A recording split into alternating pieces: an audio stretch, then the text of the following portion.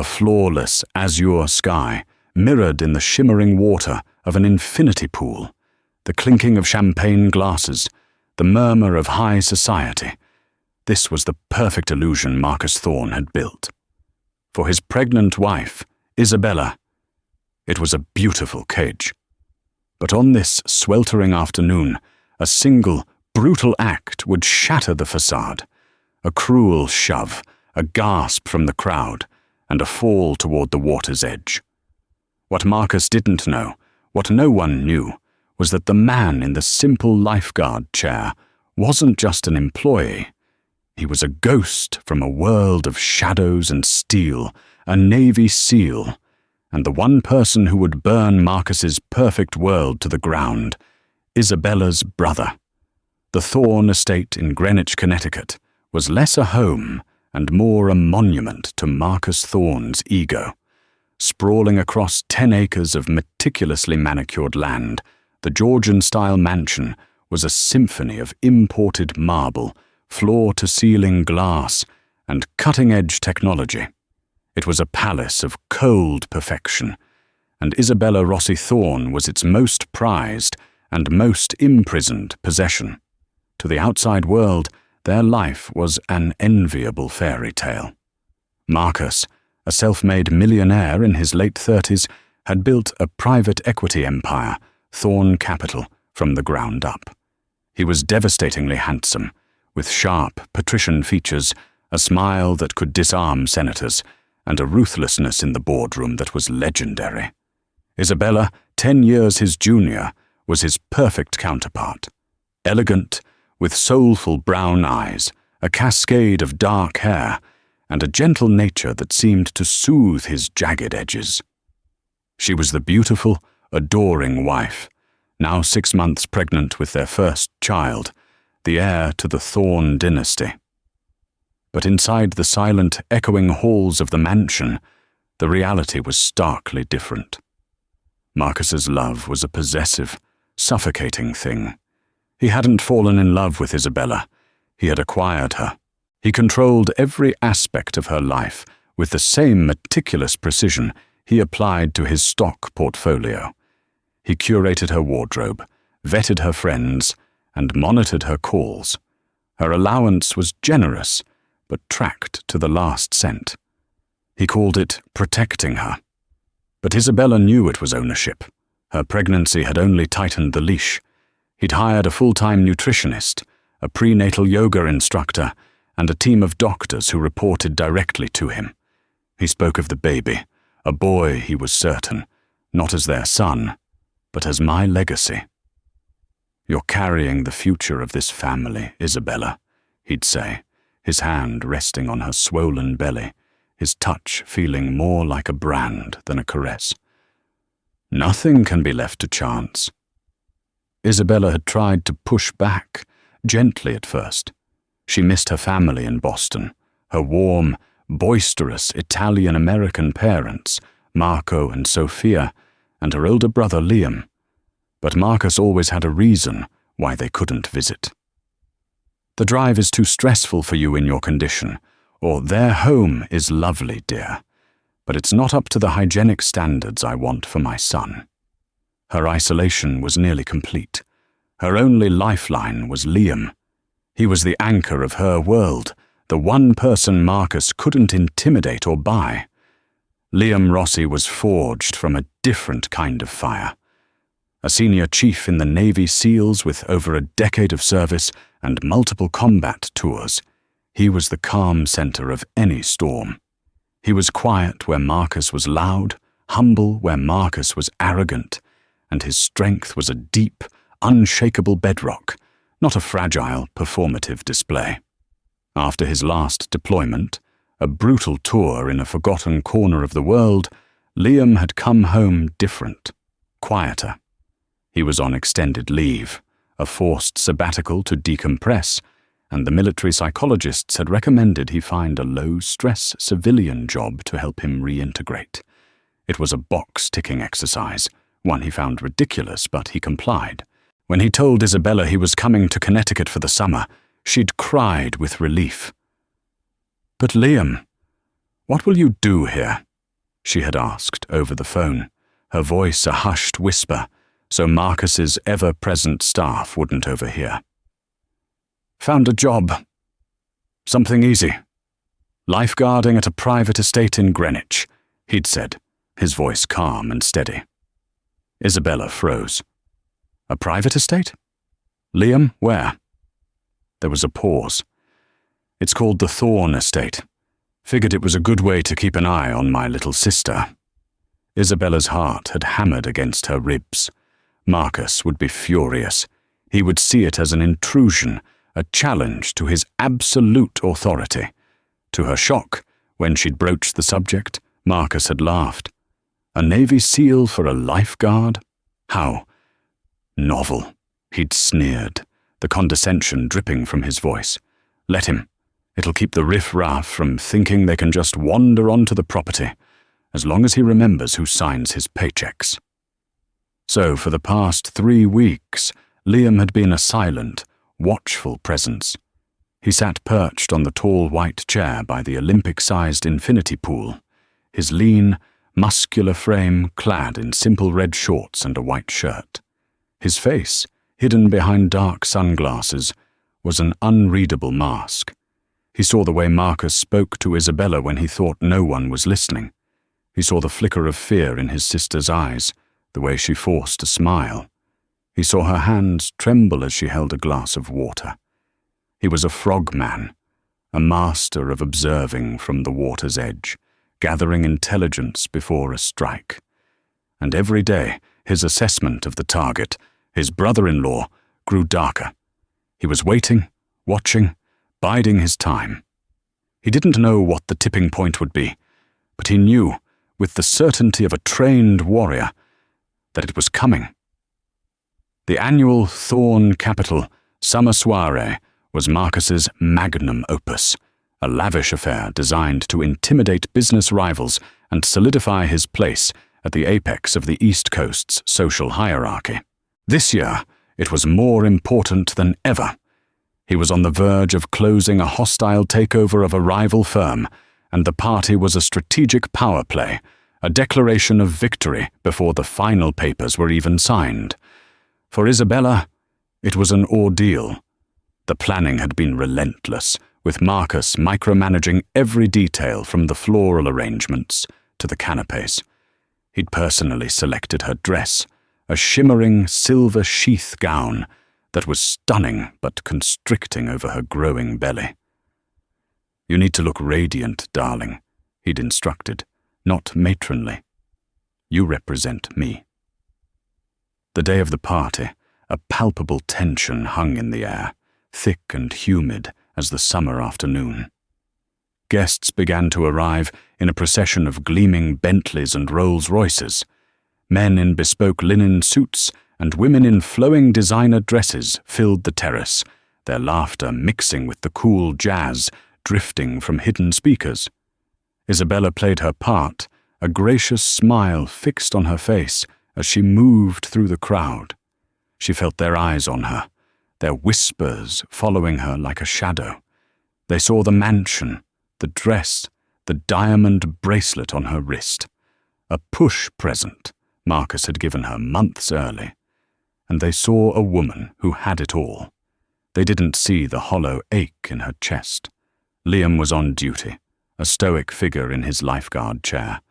He looked out of place amidst the opulence, a Spartan warrior dropped into a Roman bacchanal. Marcus and his friends made a point of ignoring him, as if he were just another piece of furniture. But Liam's gaze missed nothing. He watched his sister, her smile never quite reaching her eyes. He watched Marcus, preening and holding court, his arm possessively around Isabella's waist one moment, then casually dismissing her the next. Then he saw her. She arrived late, making an entrance designed to turn heads.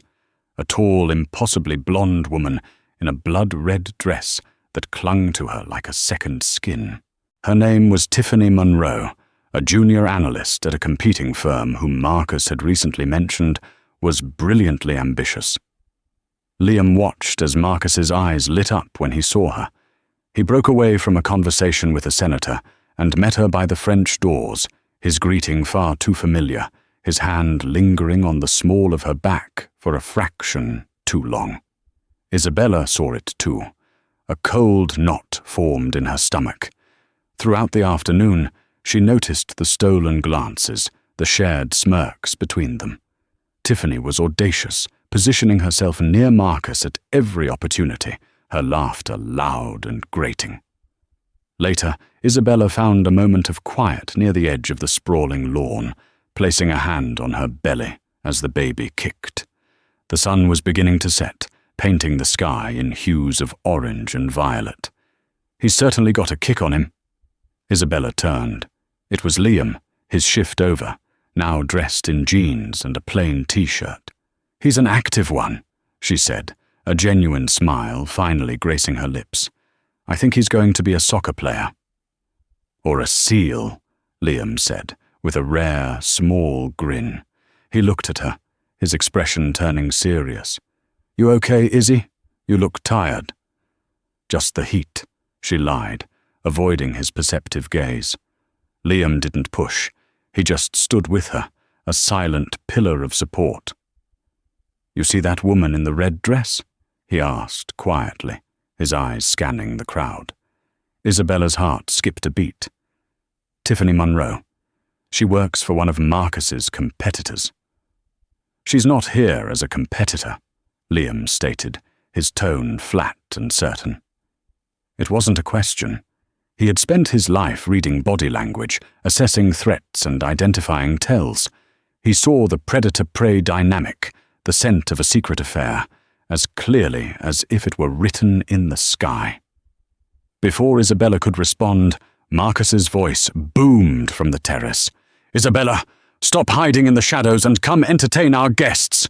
His tone was jovial for the benefit of the crowd, but Isabella heard the steel whip of command beneath it. She gave Liam a fleeting, pained look and turned to walk back toward the party. The beautiful illusion was cracking, and she could feel the storm brewing just over the horizon. The whispers were getting louder, and soon they would become a roar. The party churned on as twilight bled into night. Torches flickered around the pool, casting long, dancing shadows. The jazz trio had been replaced by a DJ spinning languid house music, and the scent of expensive perfume and champagne hung heavy in the air. Marcus was in his element, holding a glass of whiskey, his voice loud and confident as he regaled a circle of investors with a story of a recent corporate conquest. Isabella felt a deep, weary ache settle into her bones. The baby was pressing against her ribs, and her ankles were swollen. All she wanted was to slip away, to peel off the suffocating dress, and lie down in a dark, quiet room. But she knew Marcus would not permit it. Her departure would be seen as a slight to their guests. She was standing near a dessert table, nibbling on a chocolate-covered strawberry, when Tiffany Monroe sauntered over, a champagne flute in her hand. "That dress is divine," Tiffany said, her voice cloying. "But are you sure you should be eating that? All that sugar can't be good for the, you know." She gestured vaguely at Isabella's stomach. Isabella was taken aback by the sheer audacity. "My doctor says a little treat is perfectly fine," she replied, her voice cooler than she intended. Tiffany laughed, a high, brittle sound. "Oh, I'm sure. Marcus just worries so much. He wants everything to be perfect for his son.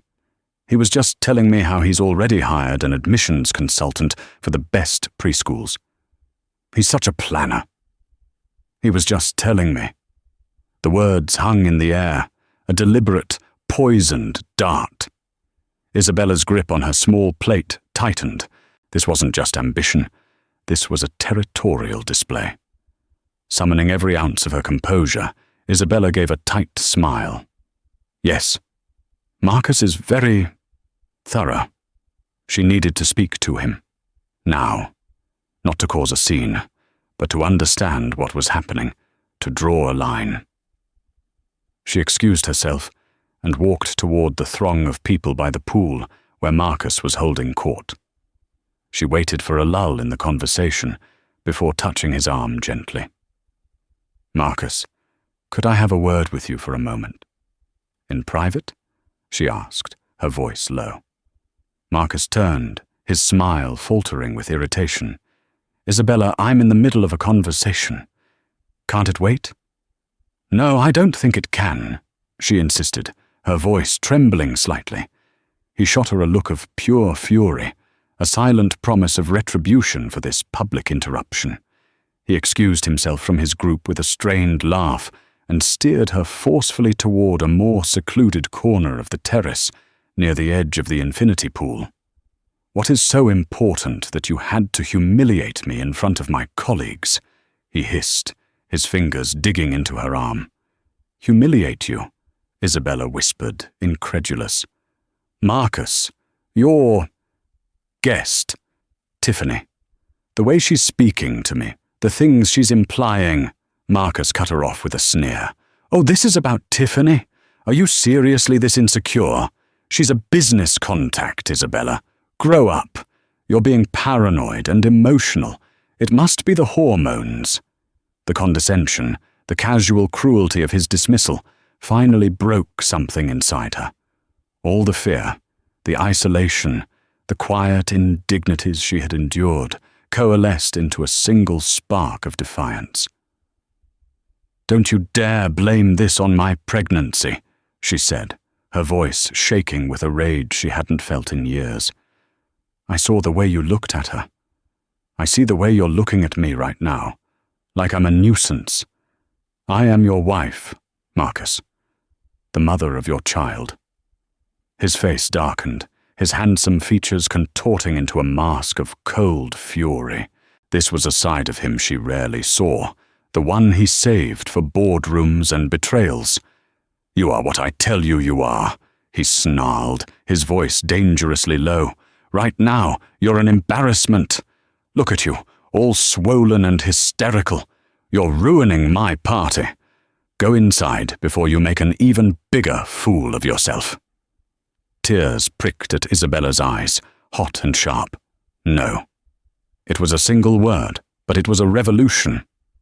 Marcus's eyes widened in disbelief. He had never been told no by her. He glanced around, seeing a few guests looking their way. Their curiosity piqued. The challenge to his authority, here, in front of these people, was intolerable. "I said go inside," he repeated, stepping closer, his presence menacing. "And I said no," Isabella repeated, lifting her chin, the tears spilling down her cheeks. "I'm not going to hide while you—" He didn't let her finish. With a guttural sound of pure rage, Marcus shoved her. Not a gentle push, but a hard, violent thrust with both hands against her shoulders. It happened in a horrifying instant.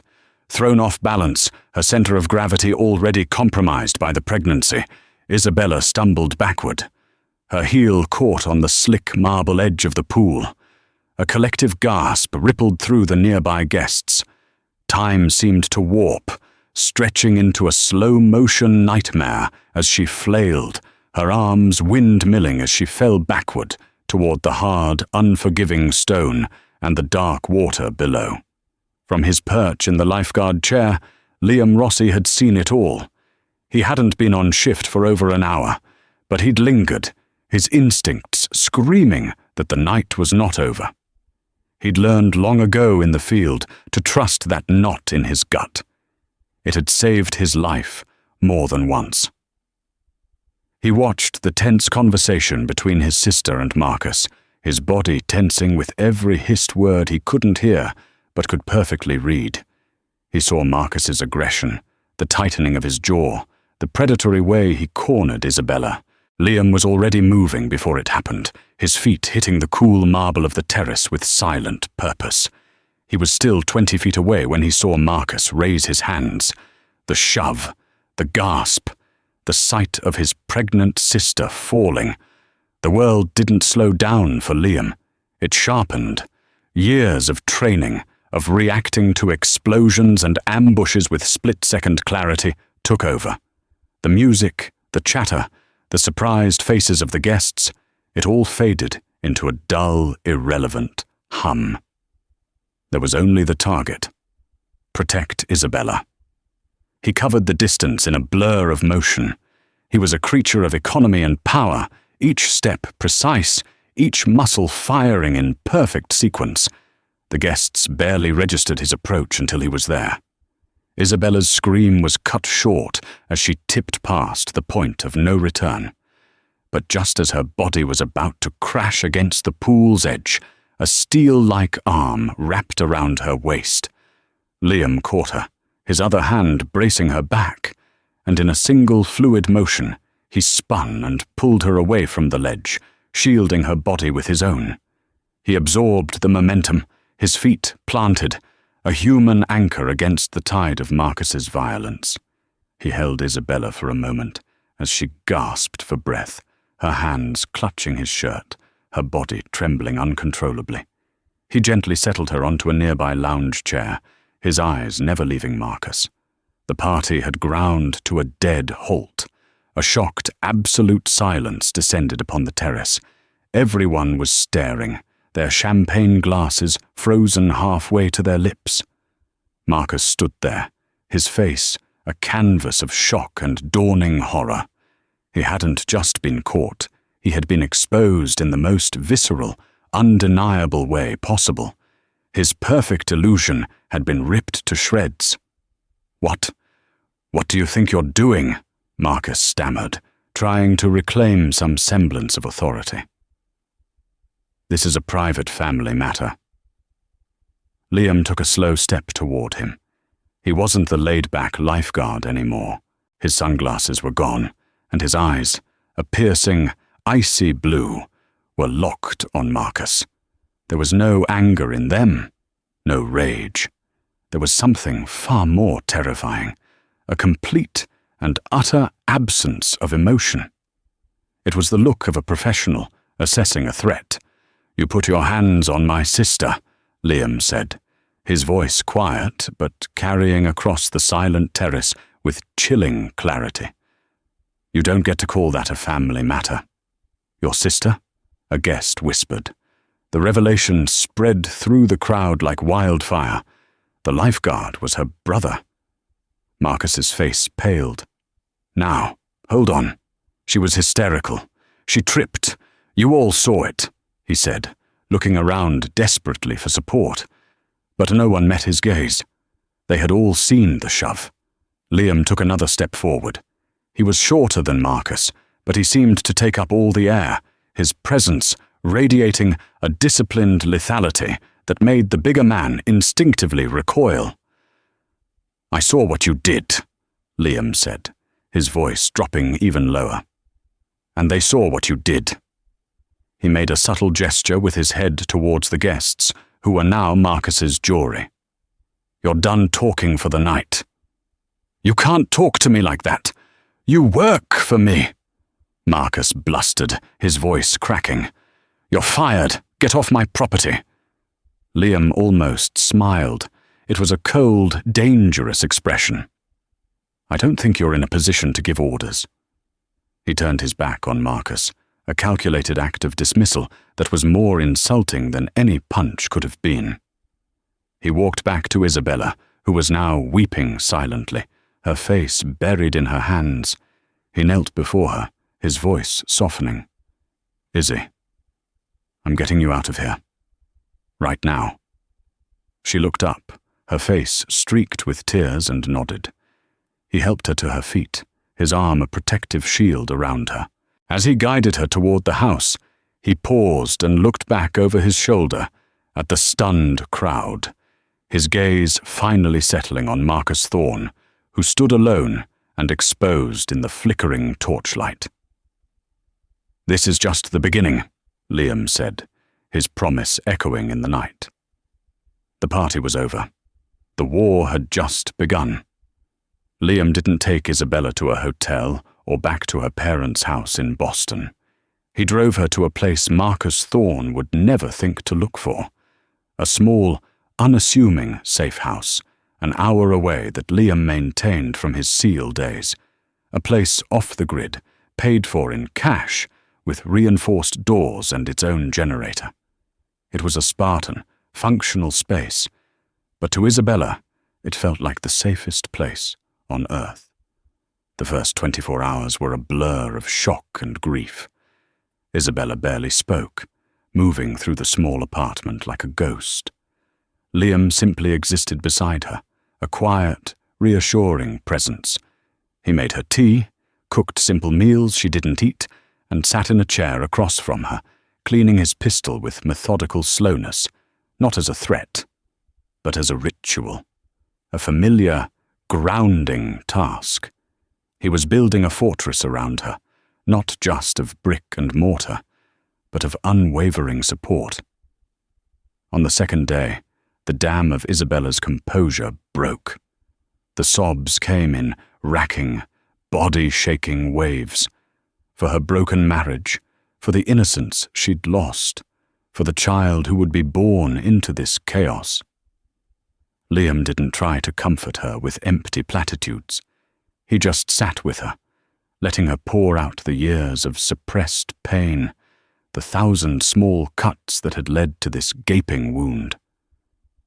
When the tears finally subsided, a new feeling began to surface, something hard and unfamiliar: anger. A cold, clear, clarifying rage. "He thought I was just another one of his possessions," she said, her voice raspy but firm. "Something to be polished and displayed, and then locked away. He thought he could break me." "He underestimated you," Liam said simply. "Everyone always has. Not you," she whispered. "Never you," he confirmed. That was the turning point. The fear was still there, but it was no longer in control. A new resolve settled in her heart. She wasn't just a victim anymore. She was a survivor, and she was going to fight back. Meanwhile, Marcus was in full damage control mode. His phone started ringing off the hook the moment Liam's car had cleared the gates. Investors were spooked. Board members were demanding answers. The story of the Greenwich shove was already a whispered rumor on the lips of the elite. His first dozen calls to Isabella went straight to a disconnected number. He'd had her phone, like everything else, on his family plan. Liam had anticipated this, crushing her SIM card and giving her a new, untraceable burner phone the moment they were clear of the estate. Panicked, Marcus called his high-powered lawyer, a shark named Harrison Finch. Finch's advice was cold and clinical. Frame it as a misunderstanding, an unfortunate accident caused by an emotionally unstable pregnant woman, and paint the brother as an aggressive, resentful interloper. Marcus launched his counter-offensive. He sent a carefully worded statement to key members of his social and business circles, expressing his deep concern for his wife's fragile emotional state and his hope for a swift, private reconciliation. He tried to buy the silence of the party's staff with lavish bonuses, but the caterers and musicians had already started talking. What Marcus didn't count on was Liam's strategic mind. A SEAL's primary skill isn't brute force, it's intelligence, planning, and exploiting an enemy's weakness. And Marcus's weakness was his colossal arrogance.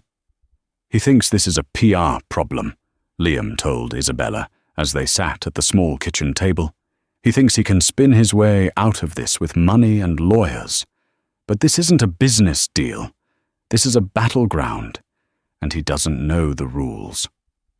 Liam made a call, not to a lawyer, but to a former contact from the intelligence community, a woman known only as Oracle, who specialized in deep-dive digital forensics and asset tracing. "I need everything you can find on Marcus Thorne and Thorne Capital," Liam said into the encrypted phone. "Financials, communications, hidden partners, everything. He hurt my sister. I want him dismantled, piece by piece." While Oracle began her digital excavation, Liam focused on Isabella. "We need a lawyer," he said. "Not a shark like his guy. We need a killer whale. Someone who won't just fight for a settlement, but for justice. He knew exactly who to call. An old friend from his early days in the service had a sister, a prosecutor, turned private attorney in New York, named Jessica Dane. She was renowned for her tenacity and for representing abused women against powerful men. She'd never lost a case. Isabella took a deep breath, her hand resting on her belly. "Make the call," she said, her voice steady. "Tell her we're ready. Marcus wanted a war. Let's give him one." Jessica Dane was a force of nature.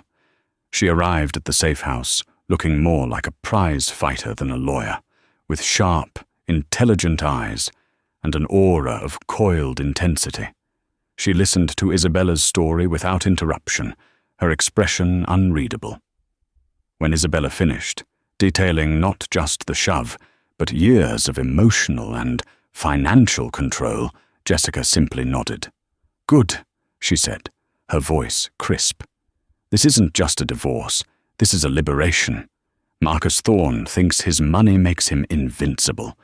We're going to teach him that it's an anchor that will drag him to the bottom of the ocean." The strategy they devised was multi-pronged and relentless. Phase 1 was legal.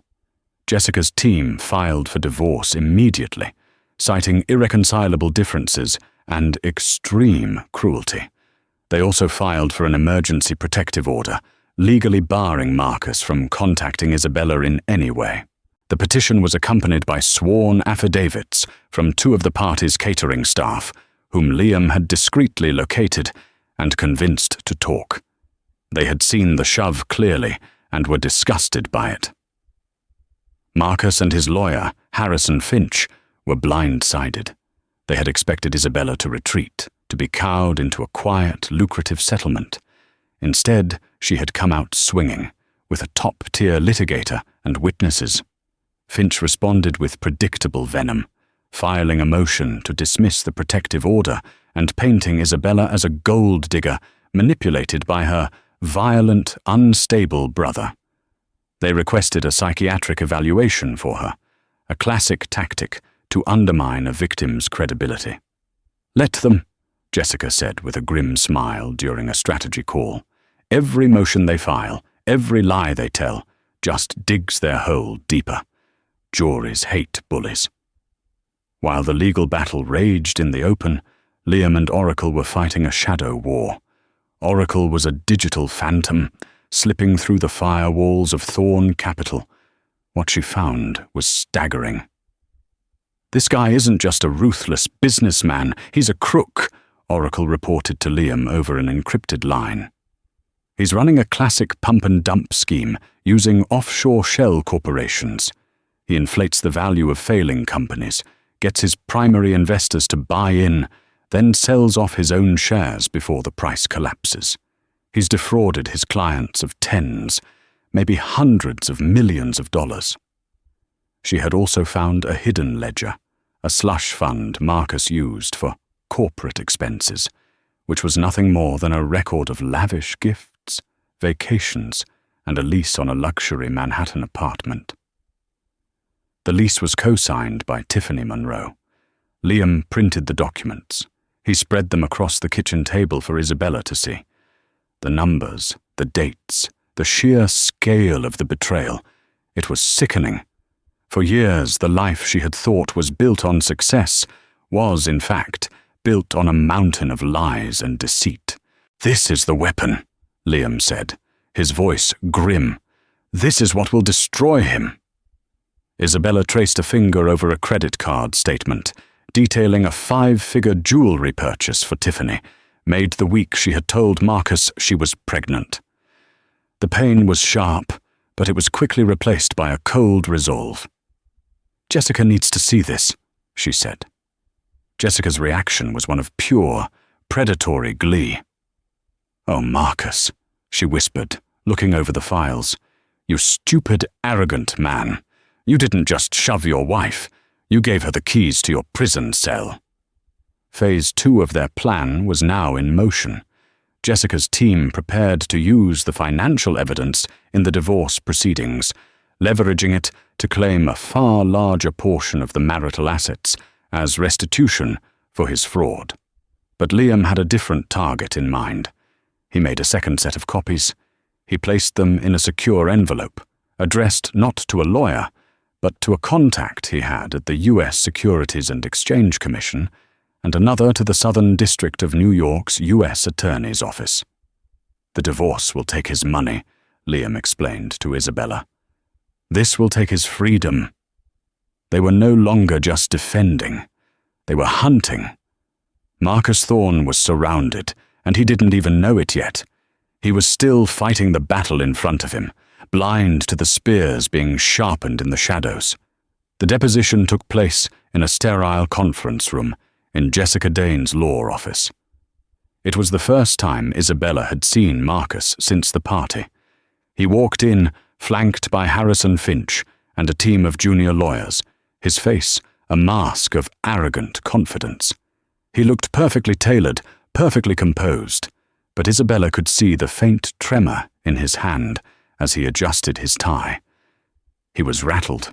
He refused to look at Isabella, directing all his answers to Jessica. His testimony was a masterclass in gaslighting. Isabella was prone to exaggeration, hormonally unstable, and had misinterpreted a moment of marital clumsiness. The shove was a trip, an accident. Jessica let him talk, let him build his web of lies, her expression one of polite interest. Then she produced the first document. "Mr. Thorne, can you identify this document?" she asked, sliding a copy of the apartment lease across the table. Marcus glanced at it, his composure faltering for the first time. "It appears to be a residential lease." "Is that your signature?" "It is." "And is the other signature that of Ms. Tiffany Monroe?" Finch objected. "Relevance?" "It speaks to the defendant's character and his misappropriation of marital assets," Jessica shot back, her voice like ice. "I'll ask again, Mr. Thorne. Is that her signature?" Marcus's jaw tightened. "Yes." One by one, Jessica produced the evidence. Credit card statements for jewelry, hotel receipts from business trips, internal emails that were far from professional. With each document, another brick in Marcus's facade crumbled away. The final blow came when Jessica produced the offshore financial records Oracle had uncovered. "Mr. Thorne," she said, her voice dangerously quiet, "can you explain the purpose of the Thorne Holdings entity registered in the Cayman Islands? Is it standard practice for Thorne Capital to funnel investor money through unaudited offshore accounts before investing it?" Harrison Finch's face went white. He slammed his hand on the table. "This deposition is over. This is a baseless fishing expedition." But it was too late. The damage was done. Marcus looked not at his lawyer, but at Isabella, and for the first time, she saw raw, undiluted fear in his eyes. He finally understood that she wasn't the timid woman he had married. She was his executioner. 2 days later, the real storm broke. Acting on the anonymous tip from Liam, federal agents from the SEC and the FBI raided the offices of Thorne Capital. They swarmed the building, carrying out boxes of documents and entire server racks. The news hit the financial world like a thunderclap. The headline on the Wall Street Journal's website was stark: "Thorne Capital, raided in massive fraud investigation." The fallout was immediate and catastrophic. Investors panicked, pulling their money. The firm's stock price plummeted to zero within hours. The board of directors resigned en masse. Marcus's business partners, the same men who had clapped him on the back at his party, publicly distanced themselves from him, releasing statements condemning his alleged criminal activities. His personal life disintegrated just as quickly. His bank accounts were frozen as part of the federal investigation. The credit cards were declined. The sycophants who had populated his life vanished overnight. Tiffany Monroe, upon hearing the news, cleared out the apartment and disappeared, her loyalty lasting only as long as the money. Marcus was left alone in his cavernous mansion, the silence broken only by calls from reporters and federal investigators. The monument to his ego had become his tomb. In a last, desperate act, he broke the protective order and called Isabella. Her phone rang, and she saw his name flash on the screen. Liam and Jessica watched as she looked at it, then calmly declined the call and blocked the number. It was over. A week later, Marcus Thorne was arrested on the steps of his mansion, the cameras flashing as he was led away in handcuffs. He was charged with securities fraud, wire fraud, and money laundering. The empire of lies he had so meticulously constructed had crumbled to dust, all because he couldn't control his rage, and he had pushed the wrong woman. The legal proceedings against Marcus Thorne were swift and brutal. Faced with an avalanche of irrefutable evidence and the testimony of former employees eager to save themselves, he accepted a plea deal. He was sentenced to 15 years in federal prison, stripped of nearly all his assets to pay fines and restitution to the investors he had defrauded. The Thorne name, once a symbol of power and success, was now synonymous with disgrace. The divorce was finalized quietly. With Marcus's criminal activity laid bare, Isabella was awarded the entirety of their remaining personal assets, including the Greenwich mansion. The first thing she did was put it up for sale. She wanted no reminders of that life, no piece of the gilded cage. 6 months after the party, in a quiet hospital room in Boston, Isabella gave birth to a healthy baby girl. She named her Sophia, after her mother. Holding her daughter for the first time, Isabella felt a sense of peace she hadn't known in years. This tiny, perfect child was not a legacy or an heir. She was a beginning. Her beginning.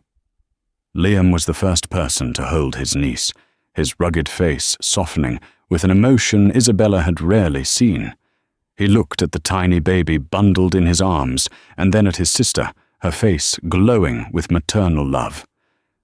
"You did it, Izzy," he said, his voice thick with pride. "You brought the whole damn fortress down." Isabella smiled. "We did it." Life found a new, gentler rhythm. Isabella moved back to Boston, buying a beautiful brownstone in a family-friendly neighborhood, just a few blocks from her parents. The house was filled with light, laughter, and the smell of her father's cooking. The Rossi family, loud and loving, closed ranks around her, and baby Sophia, healing her with their unconditional support. She used a portion of the settlement to establish the Sophia Foundation, a non-profit dedicated to providing legal aid and safe housing for women and children escaping abusive situations. She found a new purpose, transforming her pain into a shield for others. Her work was her therapy, a way to ensure that other women, trapped in their own gilded cages, would have a way out. Liam eventually returned to active duty, but his deployments felt different now. The anger that had simmered beneath his surface was gone, replaced by a deep sense of peace. He had fought a different kind of war, for a different kind of freedom, and he had won. Every time he was home, he was Uncle Liam, the quiet giant who would spend hours on the floor, patiently playing with his niece. One sunny afternoon, about a year later, Isabella was sitting on a park bench, watching Sophia take her first wobbly steps on the grass. Her phone buzzed. It was a message from Jessica Dane with a link to a news article. A photo showed a haggard, grey-haired Marcus Thorne being transferred to a different prison facility, his expensive suit replaced by a drab orange jumpsuit. Isabella looked at the photo for a moment, feeling not hatred or satisfaction, but a profound sense of pity for the small, broken man he had become. Then she deleted the message. He was a chapter of her life that was closed, a ghost from a past that no longer had any power over her. Her future was here, in the sunlight, in the sound of her daughter's laughter. She was Isabella Rossi again. She was a mother, a daughter, a sister, and a warrior. And for the first time in a very long time, she was free. 5 years is a lifetime. For Marcus Thorne, it was an eternity spent in the monotonous grey world of a federal penitentiary.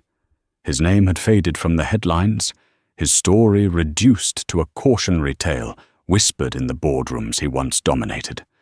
For Isabella, those same 5 years were a period of vibrant, deliberate creation, of building a new world on the ashes of the old one.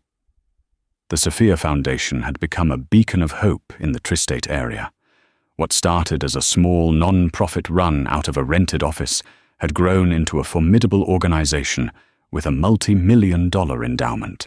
They now operated 3 shelters, a team of pro bono lawyers, and a powerful advocacy wing that lobbied for legislative change. Isabella Rossi was no longer known as the wronged wife of a disgraced tycoon.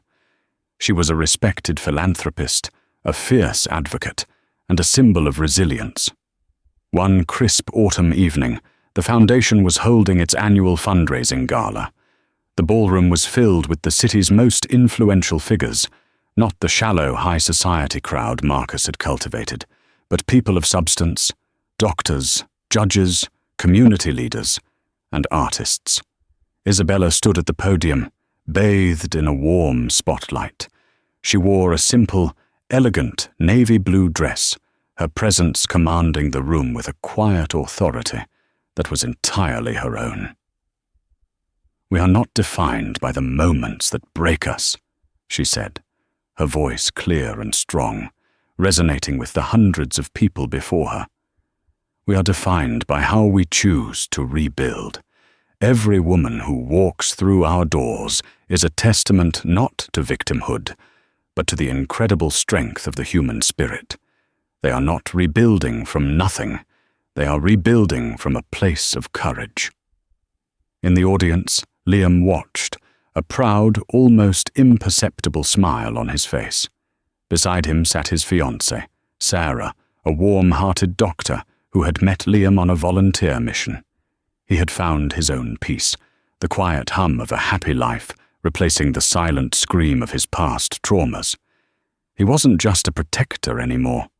He was a partner, an uncle, a man at ease in the world. Later that night, back in her comfortable Boston brownstone, Isabella tiptoed into her daughter's room. Sophia, now a bright, curious 5-year-old with her mother's soulful eyes, was fast asleep, her favorite stuffed bear clutched in her arms.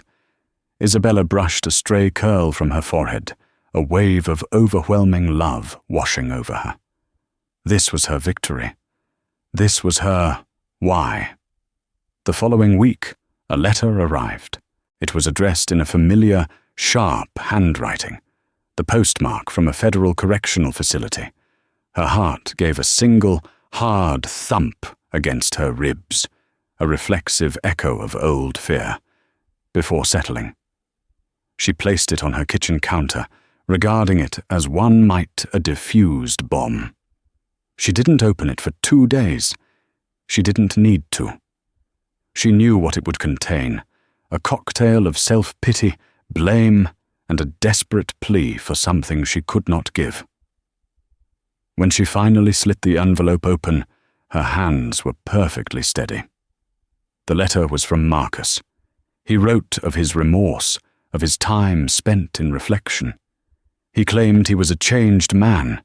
He was eligible for a parole hearing in 6 months, and a letter of support from her, his victim, would virtually guarantee his release. He was appealing to the gentle, forgiving Isabella he thought he knew. But that Isabella was gone, forged into someone new in the fire he had started. That weekend, Liam came to visit. She handed him the letter without a word. He read it, his expression hardening, the old sentinel reappearing in his eyes for a brief moment. "What are you going to do?" he asked quietly. Isabella walked over to the fireplace, where a low fire crackled against the autumn chill. "When you're out on a mission, Liam, and you've neutralized a threat, do you go back? Do you wonder if it's sorry? Do you invite it back into your life?" "Never," he answered, understanding immediately. "He's not my threat anymore," she said, her voice calm and final. "He's not anything to me. He's an echo in a room I've already left." She tossed the letter into the flames. They watched together as the paper curled, the angry, desperate words turning to black ash before disappearing completely. There was no grand speech, no tears, no lingering anger. There was only the quiet, cleansing finality of letting go. Her past no longer had a voice. Her future was the only story left to write. The parole hearing for inmate 79341, Marcus Thorne, was held on a Tuesday morning in a small, sterile room deep within the prison complex. Marcus, looking older than his years with thinning grey hair and the pale complexion of a man starved of sunlight, sat before the parole board. He delivered a well-rehearsed speech about remorse, rehabilitation, and his desire to atone for his past. He sounded convincing, almost pitiable. Isabella was not there. She had refused to attend, viewing it as giving more of her time and energy to a man who had already stolen enough. Instead, Jessica Dane was present, not as a lawyer, but as a designated representative. When it was her turn to speak, she did not read a fiery condemnation. She simply read a calm, factual statement prepared by Isabella. Mr. Thorne's actions were not a momentary lapse in judgment, Jessica read, her voice even and steady. They were the culmination of a pattern of control, manipulation, and a profound lack of empathy. While he speaks of remorse, his communications have consistently framed his incarceration as a consequence he has suffered, rather than a just result of the harm he inflicted. The victim and her child have built a life of safety and peace. His release would not serve justice. It would only threaten that hard-won tranquility. We ask the board to consider that some actions have permanent consequences. There was no emotion, only fact. It was devastatingly effective. The parole board deliberated for less than an hour. Parole was denied. Marcus Thorne would serve the remainder of his 15-year sentence. Jessica called Isabella with the news. Isabella listened, thanked her quietly, and hung up.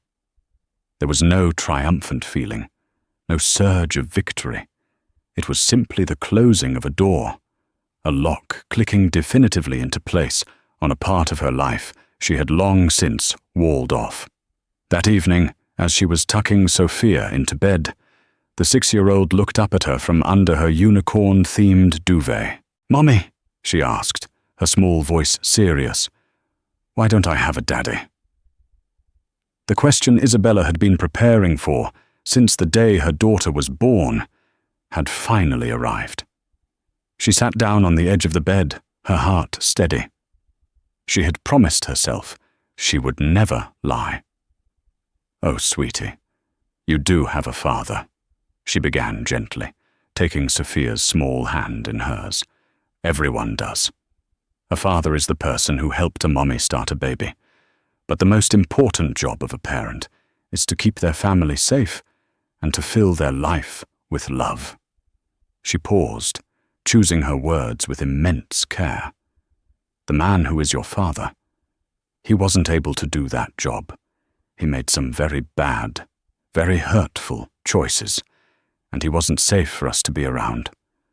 So I had to be brave for both of us and leave, so I could build a home for you that was filled only with love and happiness."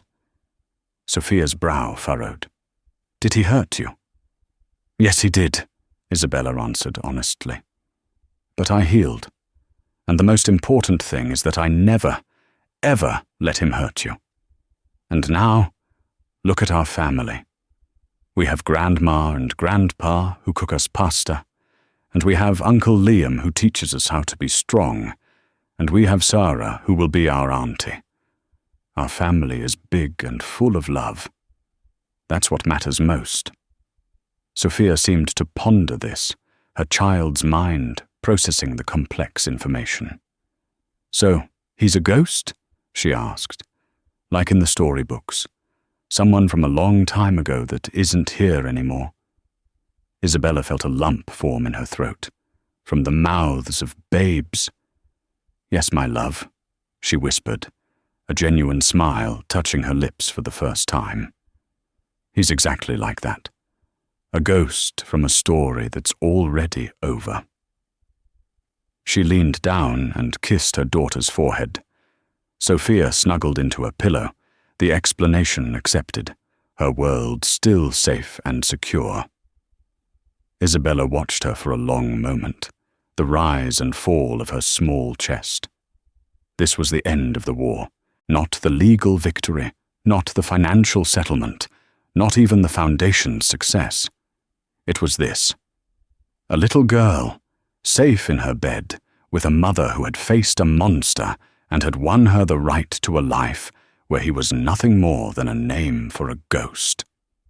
This story is a powerful reminder that true strength isn't found in wealth or status, but in the courage to stand up against injustice, no matter how intimidating the opponent.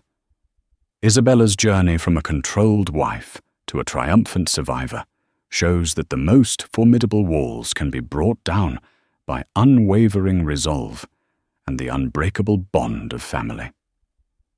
Marcus Thorne believed his power was absolute, but he forgot that a quiet protector can be more dangerous than a loud king, and that a woman fighting for her child's future is the most powerful force of all.